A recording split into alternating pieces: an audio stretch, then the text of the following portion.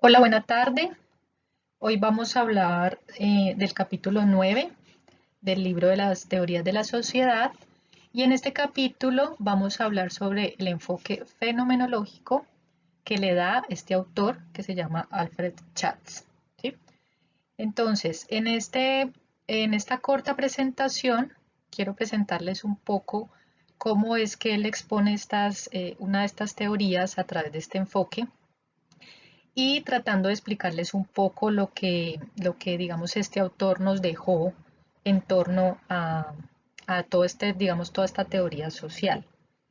También se van a mirar como algunos de los desarrollos contemporáneos que han tenido lugar en la sociología y que de alguna u otra forma pues se deben a este autor. Alfred Chatz fue abogado, economista, hombre de negocios y filósofo que nació y fue educado en Viena, y él intelectualmente le atraía el pensamiento de Weber sobre la teoría de la acción social, pero lo que él quería o lo que él hizo fue intentar aclararla y desarrollarla a la luz de la filosofía fenomenológica de Edmund Husserl, ¿sí? Y aunque él fue un académico que trabajaba solo media jornada, según lo que expone pues el documento, sí escribió extensamente sobre filosofía de la ciencia social y fue un protagonista de la sociología fenomenológica. Pero también, digamos que durante su vida, él le dio como una exposición a esas ideas filosóficas, ¿sí? Que él presentaba, pero además los esfuerzos que él hacía para desarrollarlas y comprenderlas, a lo que él le denominó el mundo social. Y esto hizo que, digamos, o ha hecho que todo su trabajo sea como una influencia entre todas estas personas que intentan nuevos modos de considerar las relaciones sociales. ¿Sí? Bueno, vamos a hablar entonces ahorita de lo que es el enfoque del autor. Entonces él construye su enfoque de la sociedad basándose en el análisis de la experiencia social del individuo. ¿Sí? Para él, digamos que ese modelo teórico de Parson de la sociedad era como una ficción de la mente observadora de ese científico que distorsionaba la realidad de la vida que solamente, digamos, puede encontrarse en esas experiencias subjetivas de los participantes. ¿Sí? Y este autor adopta los mecanismos de la filosofía fenomenológica de Edmund Husserl, como ya les había comentado, donde se debía dominar y analizar la vida interior del individuo, ¿sí? O sea, yo analizo esa vida interior de esa persona y esto es las experiencias de los fenómenos o las apariencias tal y como ocurren en lo que a veces se denomina el arroyo de la conciencia, o sea, lo que se denomina cuando hablamos de esa conciencia, hablamos como de ese yo, ¿sí? De ese yo del que estoy hablando. Entonces, digamos que se estaban analizando a través de esas experiencias, ¿no? De los fenómenos que ocurren. Y toda conciencia es, por tanto, conciencia de un objeto, ¿sí? O sea, yo tengo como esa conciencia de algo y por consiguiente parte de una construcción del individuo que dirige su atención a esos objetos de conciencia, así como a esas situaciones o a esas experiencias que él pueda vivir. ¿Sí? Pero el interés del autor se enfoca sobre el estado de la reducción fenomenológica, ¿sí? Por medio del cual el filósofo él se libera de todas sus preconcepciones teóricas y científicas de lo que existe allá afuera y empieza a hacer como un análisis al significado o al sentido del fenómeno como tal y cómo se experimenta. ¿Sí? Eso es más o menos cuando hablamos como esa parte de reducción fenomenológica. Y él se propone analizar esa experiencia social, que es esa experiencia que tenemos de otras personas, con el objetivo de descubrir esos elementos de la vida social a través de un método de reflexionar sobre la experiencia social, ¿sí? Pero para hacer esto debemos dejar, digamos, de lado o poner entre paréntesis la creencia que nosotros tenemos de la realidad, del mundo que está fuera de nuestra experiencia. Y tenemos que abandonar todas nuestras presuposiciones sobre lo que es realmente la sociedad. O sea, para yo poder analizar esa experiencia social, o digamos, para poder, sí, analizarla, debo dejar todas esas presuposiciones que tengo sobre la realidad, sobre la sociedad y sobre lo que yo veo allá afuera. ¿Listo? Entonces él habla de lo que es la teoría del hombre de Chats, ¿sí? Entonces él no tiene nada que se parezca como a una teoría completa, ¿sí? De la naturaleza humana, sino que él lo que hace es localizar esa esencia de la condición humana en la experiencia subjetiva que se tiene al actuar y adoptar determinadas actitudes hacia lo que se denomina como el mundo o la vida cotidiana. ¿Sí? O sea, esa es como la teoría que él tiene. O sea, no tiene como una teoría muy puntual, muy completa sobre la naturaleza humana, sino que él lo que intenta es mirar esa esencia de esa condición humana sobre esas actitudes que tiene o esas acciones que tiene hacia la vida cotidiana. ¿Sí? Él mantiene que solo podemos llegar a comprender el significado de nuestras acciones cuando nosotros las consideramos a través de la reflexión. Y de este modo podemos reflexionar sobre aquellos elementos de nuestra experiencia que hace que nosotros podamos considerar que nuestra conducta es significativa. ¿Sí? Bueno, hay un proceso de abstracción y formalización a través del cual nosotros clasificamos las cosas, ¿sí? Entonces, si yo las clasifico como que esto es una mesa, como que esto es un árbol, como que esto es un coche, como que, etcétera. Entonces, a eso es a lo que él le denomina simbolización, ¿sí? O sea, cuando yo clasifico las cosas como digamos como son, ¿sí? Entonces, él le da ese nombre de simbolización. Entonces es ese cúmulo de conocimiento que nosotros venimos o heredamos, digamos que vamos heredando, y nos llega como una colección de simbolizaciones, todas conectadas, que hacen que podamos reconocer que una situación es de un cierto tipo, o saber si así hay ciertas técnicas, o si así hay, si estas recetas son apropiadas, etcétera. Digamos que eso es como una colección de todas esas simbolizaciones que hace que nosotros, digamos, conectemos con esas diferentes situaciones. Y lo que el individuo hace es construir un mundo que él se propone en su conciencia cotidiana, ¿sí? Utilizando las simbolizaciones que le ha transmitido su grupo social. O sea que de todas maneras nosotros, digamos que venimos o estamos en un grupo social y de este grupo social es que traemos mucha de esa conciencia cotidiana y utilizamos muchas de esas simbolizaciones que nos han transmitido también en el tiempo. Y por tanto, el individuo de Chats clasifica su mundo cotidiano en dominios de pertinencia, ¿sí?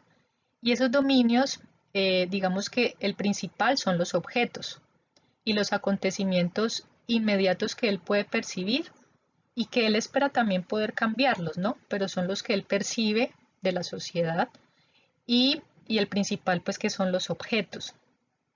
Y este es el único dominio del cual el individuo requiere como de ese conocimiento muy, muy detallado y muy puntual. Hay otra cosa que forma parte, digamos, de la teoría del hombre, del autor, y es que aunque nosotros heredamos nuestro cúmulo de conocimiento, ¿sí? Lo vamos heredando, y que controlan también como gran parte de nosotros, de nuestro destino, de nuestra vida, hay en cierto punto, digamos que digamos que no construimos nuestro propio mundo particular a partir de nuestras experiencias particulares, basándonos en lo que ya tenemos de ese cúmulo de conocimiento, sino que también nosotros actuamos espontáneamente en las elecciones que hacemos de nuestros proyectos y cómo, digamos, nos vamos adaptando a intereses ya muy particulares. Entonces, ¿esto qué significa? O lo que yo, digamos, considero, y es que nosotros traemos todo ese cúmulo de conocimientos, todas esas simbolizaciones, heredamos mucho de ese conocimiento de lo que traemos, pero también podemos actuar espontáneamente y elegir lo que queremos hacer de nuestra vida, ¿sí? Y digamos que se acepta, o digamos que aquí hay unas pertinencias. Las pertinencias son como el interés que determinan nuestra conciencia selectiva del mundo, ¿sí? Como lo que ya queremos muy puntual para nosotros, que también se imponen por un grupo social, pero sostiene que existen esas pertinencias intrínsecas que se eligen espontáneamente por el individuo y que hacen que por sí solas ese individuo tenga una conciencia clara y comprensible del lugar particular que ocupa en su mundo. ¿Sí? O sea que digamos que de todas maneras, de toda esa parte de conocimiento histórico y esas simbolizaciones, también hay un punto muy particular que son esas pertinencias intrínsecas que hace que nosotros tengamos como esa conciencia clara de cómo ocupamos nuestro mundo. Y aquí viene lo que es la teoría de la sociedad de Chats, ¿sí? Entonces digamos que él ya nos ha hablado de que el hombre es un ser social, ¿cierto? Y esto sigue del hecho de que la conciencia de la vida cotidiana es una conciencia también social, ¿sí? Y en primer lugar, esa conciencia da por supuesta la existencia y las actividades de otras personas. Por ejemplo, los que habitamos en un mismo mundo, ¿sí? Compartimos ese mismo mundo. Y esto es particularmente evidente en las acciones específicamente sociales que se tienen en cuenta cuando los demás reaccionan, ¿cierto? O el conocimiento que asumen de la situación que se está presentando en ese momento. Pero también la conciencia utiliza esas simbolizaciones que se crean y se comunican a través de grupos de individuos en este mundo que compartimos, que es un mundo históricamente dado, ¿cierto? Y esa conciencia cotidiana es, por tanto, la conciencia social o socialmente derivada de la sociedad. El mundo, vida del individuo, es un mundo intersubjetivo, ¿sí? Que tiene unos significados que se comparten y un sentido de pertinencia a un grupo y a unos grupos. Esa parte de intersubjetividad es como yo comparto con otra persona esa experiencia que yo estoy viviendo, cómo la viví y cómo la vivo yo, y podemos compartir como esa experiencia del mundo en que vivimos. Eso es lo que yo entiendo también como esa parte de intersubjetividad. Entonces aquí es nuestro, no es solamente mío, ¿sí me entiende? Sino que es nuestro. Y damos por hecho que comprendemos y podemos ver el mundo del mismo modo y vamos actuando dentro de la misma realidad. ¿Sí? No vamos actuando solo, sino que vamos actuando sobre, digamos, en un nuestro, no en un solo, sino un individual, un ser individual, sino en un nosotros, como también se expresa allí. Y él no defiende que el individuo pues tenga una conciencia directa de las experiencias de otras personas o que infieran de estas experiencias por empatía, sino que cada uno es consciente que la otra persona está físicamente presente como un ser que experimenta el mismo mundo que él está experimentando. Y este incluye experimentar un mundo compartido de percepciones recíprocas, ¿sí? O sea que compartimos esas mismas percepciones de ese mundo. Y en la relación que se da entre ese nosotros, ¿sí? Como, digamos, es como el prototipo de todas las relaciones sociales o la estructura básica del mundo de la vida cotidiana, ese nosotros. ¿Sí? Y muchos de los otros tipos de relaciones sociales se derivan también de ella. Y aunque existe un elemento, digamos, que entrelaza esa relación que se da entre nosotros, entre el nosotros, el sentido del mundo compartido en todas esas relaciones sociales, domina solo de forma característica en pequeñas sociedades establecidas o en grupos existentes que se seleccionan de manera autónoma y que integran, por tanto, personas que tienen una mentalidad parecida, lo que uno puede denominarse como los grupos voluntarios. Y las relaciones que se dan entre ese nosotros requieren actualizarse constantemente, ¿cierto? En las interacciones que se realizan cara a cara, porque si eso no se actualiza, si esas relaciones no se actualizan, entonces digamos que ahí tendríamos el ejemplo que ellos dan aquí en el documento de un veterano de guerra que regresó a casa y él añoraba regresar pues a su casa y él lo que pretendía era regresar a su modo de vida anterior, ¿sí? Todo lo que eso repercutía, escenas, sonidos, olores familiares de su pasado.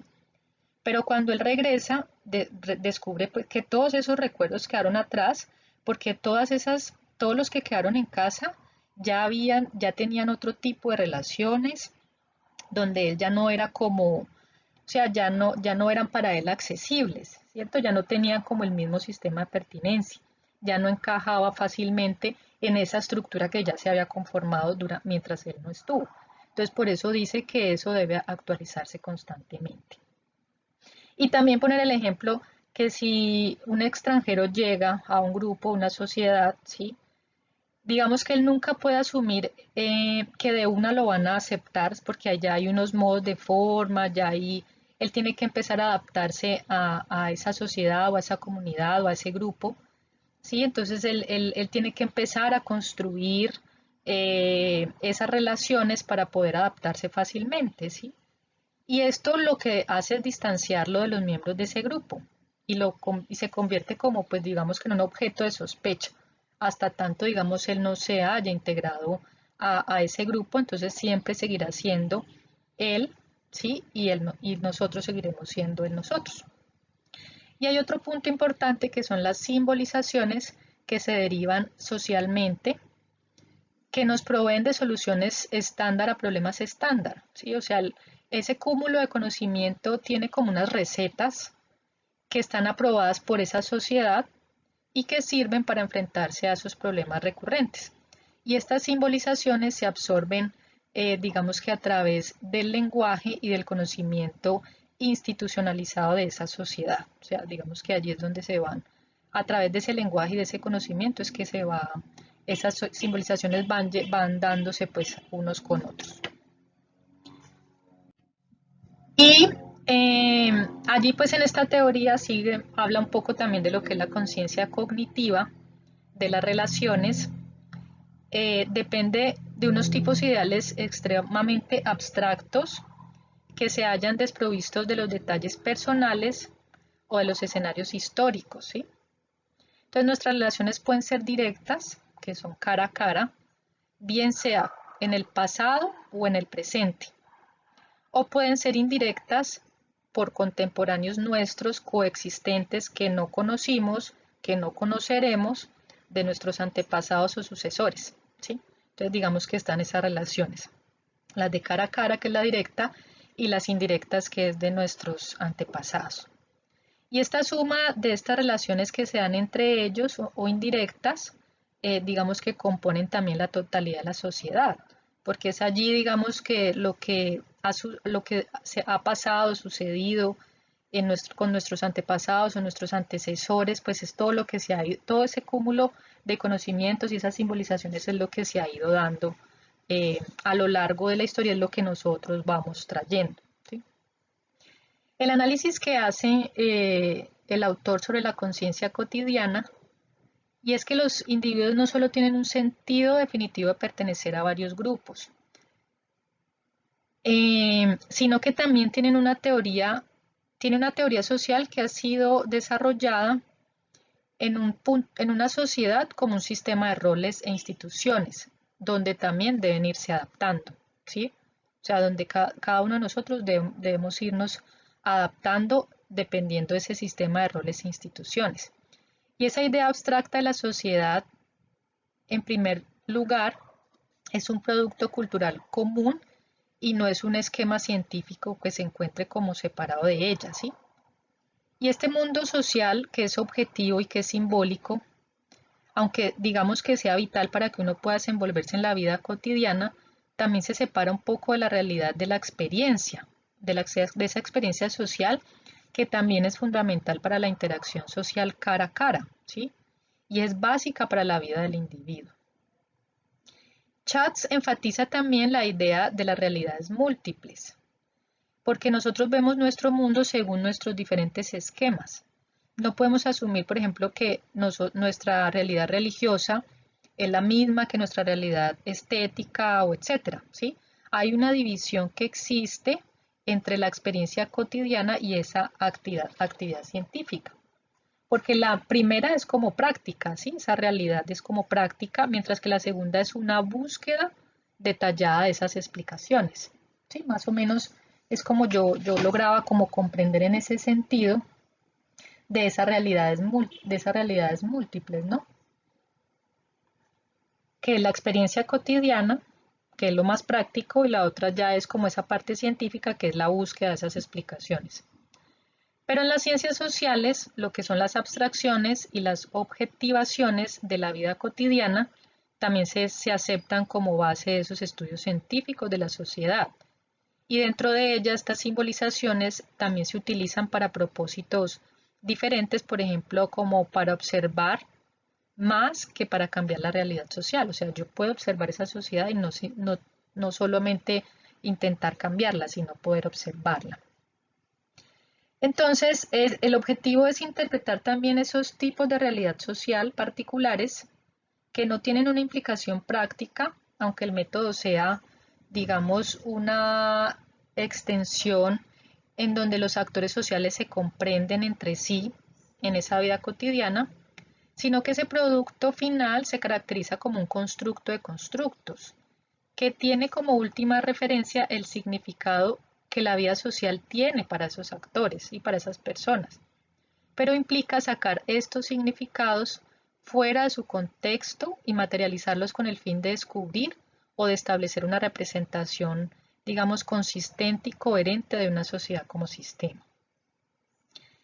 Entramos también y encontramos un poco estos dos postulados, que el postulado de la interpretación subjetiva, que es donde se deben ofrecer esas explicaciones que son inteligibles a esas acciones, ¿sí? Inteligibles es que no son como físicas, o sea, no son como que las podemos ver, sino que son como recursos, digamos, ¿cómo les explicaría yo? Como valores, como prácticas, como creencias, ¿sí? Más o menos eso sería como esas explicaciones inteligibles de las acciones. Y aquí los datos pertinentes son esas experiencias que tienen las personas y sus propias interpretaciones, aunque estén mediatizadas por las simbolizaciones que hemos heredado. Pero también existe el postulado de la adecuación, según el cual los modelos deben ser deben ser comprensibles para las personas, de modo que un informe descriptivo o interpretativo de la acción social sea aceptable solo cuando parezca razonable a esos actores sociales, ¿sí? Entonces el autor cree que se puede obtener un conocimiento de la sociedad sin tener tanto que penetrar en el aquí y en el ahora de una experiencia social. O sea, esto significa que nosotros dejemos al hombre, no significa que dejemos al hombre olvidado en el centro, el actor que es libre de tomar lo que pueda ese mundo natural que le ha sido dado culturalmente y donde se encuentre a sí mismo interpretando la realidad social, también de acuerdo con sus propias simbolizaciones, sino que la sociedad es un concepto pragmático que utiliza para ordenar esas experiencias a la luz de los intereses y con la esperanza de alcanzar esos objetivos que por lo menos se ha establecido hasta cierto punto a sí mismo, ¿no? Y aquí digamos que entramos a dos conceptos, que es el interaccionismo simbólico y la etnometodología, de las que voy a hablar, pues digamos, rápidamente. Y el interaccionismo simbólico habla un poco que la obra de este autor es altamente teórica y trata más de proveer, digamos, más como un historial filosófico para estudiar la sociedad que una teoría social muy elaborada, como lo hablábamos antes, ¿cierto? Es más como esa esencia. Y cuando, digamos, volvemos a esa conciencia del individuo y de sus motivos, el autor reafirma que la creatividad humana y por consiguiente la dignidad del individuo es una parte esencial de la vida humana que es fundamental para comprender esa interacción social. La teoría de la sociedad de Chats ejerce, digamos, un efecto liberador sobre los que se han tomado muy serio la idea que la sociedad es un orden objetivo y fijo, donde el individuo debe adaptarse. Y no, ¿sí me entienden? Digamos que es más, o sea, él da más como esa luz de esa creatividad humana, no es que hay algo muy objetivo, una sociedad objetiva y yo tenga que adaptarme a ella, no, yo traigo muchas simbolizaciones, yo traigo muchos contextos históricos, etcétera, pero yo también tengo a través de mi experiencia una realidad y a partir de ella también se puede, y de los demás se puede ir construyendo también esa sociedad. Y es aquí donde vamos a mirar pues estas dos escuelas modernas de la teoría social, que es el interaccionismo simbólico y la etnometodología. Y como un conjunto de ideas, digamos que el interaccionismo simbólico se debe al autor, a este señor George Herbert y a Alfred Chatz. George fue un psicólogo social americano y filósofo de finales del siglo XIX. Y digamos que se le da este nombre de interaccionismo simbólico intentando aprender la creencia que se tiene de la interacción, de que la interacción social implica la comprensión mutua y la interpretación de los gestos y del habla, que es la clave de la sociedad humana. ¿Sí? Esto es como la clave. Y él sostiene que estas estructuras sociales de que lo que hablamos de los roles e instituciones afectan la conducta individual a través de los significados comunes que se expresaban en los símbolos del grupo y los modos en que estos se interpretan en los intercambios pues, que van de un individuo al otro. Y lo que distingue el interaccionismo simbólico de sus precursores es el énfasis que se hace de la actividad del individuo o del yo, ¿sí? De ese yo, utilizando y manipulando los símbolos del grupo y participando en la creación de la vida ordenadamente social. Hay unos interaccionistas simbólicos como Ansel Strauss y Erving Goffman que creen que los hombres ayudan a crear la propia interpretación que tienen de la realidad social, que es el resultado de esas interacciones anteriores. Entonces, basándose en estas interpretaciones, las personas entran en esos tipos de relaciones, ¿sí? Entonces, se trata es como de una actividad interpersonal de la que surge un grado de consenso que hace referencia a lo que está sucediendo y a la parte que cada persona juega en su drama particular. Entonces, no siempre resulta que esté necesario y completamente de acuerdo con las perspectivas de cada yo, ¿sí? Que tiene de él o de ella, etcétera, sino que se refiere a lo que está sucediendo como él o ella desean ser considerados, ¿sí? Más o menos, pues. Y este enfoque asume también que la realidad social es un logro humano que necesita el despliegue constante de ciertas técnicas que requieren la captación de símbolos comunes y un cierto grado de autoconciencia, ¿sí? La sociedad, o sea, tiene como esa realidad solo en la conciencia humana. Y para cualquier individuo, la realidad social es un hecho objetivo porque tiene que tener en cuenta las actitudes y creencias de otras personas que también tienen que decidir cómo actuar. Y debe adoptar e interiorizar esas actitudes para llevar a cabo esas relaciones de rutina con otros. Y esto es como el aspecto pragmático del interaccionismo simbólico. Entonces las sociedades no son, digamos, como un objeto determinado y una estructura específica, sino que resultan de esas acciones conjuntas que se llevan a cabo por los individuos que están parcialmente socializados y que están listos para comprometerse, negociar y utilizarse entre sí. Y lo que ellos manifiestan ahí jugando los serios juegos de la vida. Entonces ese interaccionista simbólico se preocupa por describir y analizar estos procesos.